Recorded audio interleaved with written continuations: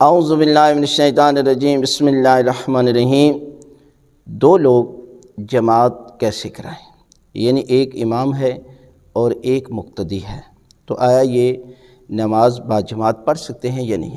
تو یہ ہے کہ یہ دونوں نماز کو باجماعت پڑھ سکتے ہیں۔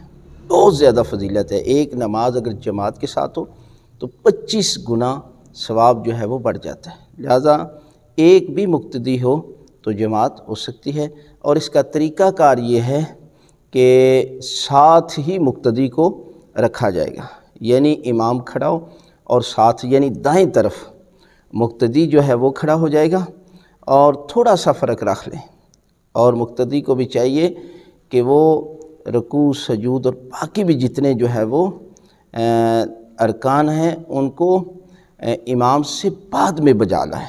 دیکھا گیا ہے کہ حالانکہ اگر جان بوجھ کر ایسا کرتے ہیں تو آپ کی نماز باطل ہو جائے گی، کہ پیش نماز سے آپ پہلے ہی رکوع میں چلے جائیں، سجدے میں چلے جائیں اور آگے نکل جائیں، حالانکہ آپ تو نیت کر رہے ہیں ساتھ پیش نماز کے، یا ساتھ رہیں یا پیچھے رہیں۔